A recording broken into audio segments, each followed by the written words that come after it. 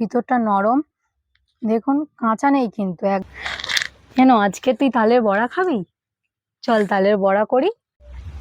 নমস্কার বন্ধুরা, আজকের আমার এই ভিডিওতে আপনাদের সাথে গ্রামের পদ্ধতিতে তালের বড়া কিভাবে তৈরি করে সেটাই আমি শেয়ার করব। তালের বড়া তৈরি করতে কি কি উপকরণ লাগছে দেখে নিন। তাল আছে, চিনি লাগছে, আমার লবণ লাগছে, মৌরি লাগছে, আঠা লাগছে, আঠা, আর এটা হচ্ছে কি চিড়ে আর সুজি আমি 15 মিনিটের মতন ভিজিয়ে রেখেছিলাম। তালটা এবার ছাড়িয়ে নেব। দেখতে পাচ্ছ ভালো করে, দেখতে পাচ্ছ বন্ধুরা তালটা আমি কিভাবে ছাড়িয়ে নিচ্ছি। পুরো এই গায়ের যে আঁশটা আছে না, আমি ভালোভাবেই তুলে পরিষ্কার করে নেব। দেখেছিস মানু এটা কি শক্ত, একদমই উঠতে চাইছে না। এদি এটা কি করছিস? এই তো তালের বড়া বানাচ্ছি, খাবি নাকি? হ্যাঁ খাবো তো। তাহলে আয়, আমি এসে একটা বস। তাল ছাড়িয়ে দেবো? আয়, যদি দিস তো আরো ভালো হয়। আয় আইসি, দেখ কেমন ভাবে তালটা মিশছি, দেখ আমি ভালো করেই মেজে নেবো। আর রসটা দেখেছিস কত সুন্দরভাবে বেরিয়ে আসছে গায়ে থেকে। দেখুন বন্ধুরা তালটা ভালোভাবে মেজে নিচ্ছি আমি, নিলেই তবে আমার তালটা ছানতে সুবিধা হবে। দেখতে পাচ্ছ বন্ধুরা তালটা ভালোভাবে মেজে নিয়েছি। এবার দেখতে পাচ্ছ এটা বাঁশের চেটে দিয়ে বানানো, ঘরের তৈরি, দাদুই বানিয়েছি কিন্তু এটা। তা এটাই আমরা তাল ছানার কাজে ব্যবহার করি। তা দেখো কিভাবে তালটা ছানি। এইভাবেই কিন্তু আমাদের গ্রামে তালটা ছানা হয়। একটু চাপ দিয়ে দিয়েই কিন্তু করতে হবে, তবেই তালের নোদটা বেরোবে। এখন কিন্তু তাল ছানার তারে অনেক রকমের জিনিস বার হয়েছে, শহরের দিকে তো ওইগুলোই ব্যবহার করা হয়, কিন্তু আমাদের গ্রামের দিকে সবসময় এই সব জিনিসগুলোই ব্যবহার করে আমরা তাল ছানি।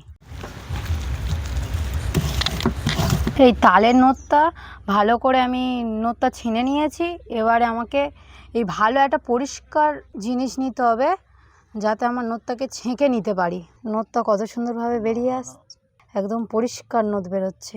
এবার যে সুজি আর চিড়েটা ভেজানো ছিল সেটাই আমি ফেটে নিচ্ছি। দেখুন ভালো করে, পরিমাণ মতন লবণটা দিয়ে দিচ্ছি। এর মধ্যে আমি মৌরি ব্যবহার করছি। মৌরিটা দিলে না তালের একটা আলাদা সেন্ট আসে। পরিমাণ মতন চিনিটা দিয়ে দেব। দেখো ভালো করে ফেটে নেব চিনিটা। আমি এখানে 2 বাটি চিনি ব্যবহার করছি। ভালো করে কিন্তু আমার মাখিয়ে নিতে হবে চিনিটা এর সাথে। এখানে আটা ব্যবহার করছি। এবার তালের নোদটা অল্প অল্প করে ব্যবহার করব। দেখুন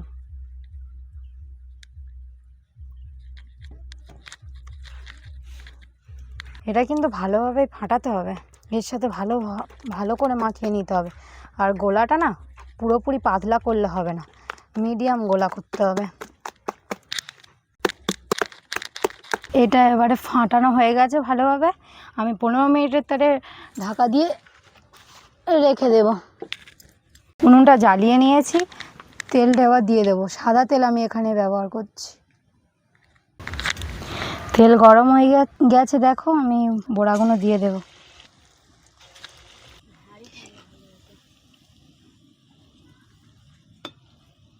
দেখুন বড়া ভাজাটা লাল লাল করে ভাজা হয়ে গেছে, তুলে নিচ্ছি আমি। হালকা আছে আমার বড়া ভাজাটা ভেজে নিতে হবে, বুঝলেন? দেখো বন্ধুরা আমি কিভাবে বড়া ভাজাটা ফেলছি, এবং গোল গোল ছোট ছোট করে ফেলতে হবে। এটা খেয়ে দেখ কেমন হয়েছে। হেভি হয়েছে, নরম নরম। নরম হয়েছে ভালো। ভিডিওটা যদি ভালো লেগে থাকে তাহলে লাইক, কমেন্ট, শেয়ার এবং সাবস্ক্রাইব করতে ভুলবেন না। একবার একবার করে উল্টে দিতে হবে, এপিট ওপিট করে উল্টে দিতে হবে। ভিডিওটি প্রথম থেকে শেষ পর্যন্ত কে কে দেখেছেন অবশ্যই কমেন্টে জানাবেন। কত সুন্দর হয়েছে দেখুন বন্ধুরা বড়া ভাজাটা, ভিতরটা নরম। দেখুন কাঁচা নেই কিন্তু, একদম খুব সুন্দরভাবে ভাজা হয়েছে বড়া ভাজাটা। সুমন খেয়ে দেখ, ভালো হয়েছে না? টেস্টটা খুব সুন্দর এসেছে বড়া ভাজা। চলো, যদি ভিডিওটা ভালো লেগে থাকে তাহলে লাইক, কমেন্ট এবং সাবস্ক্রাইবটা করে দেবেন।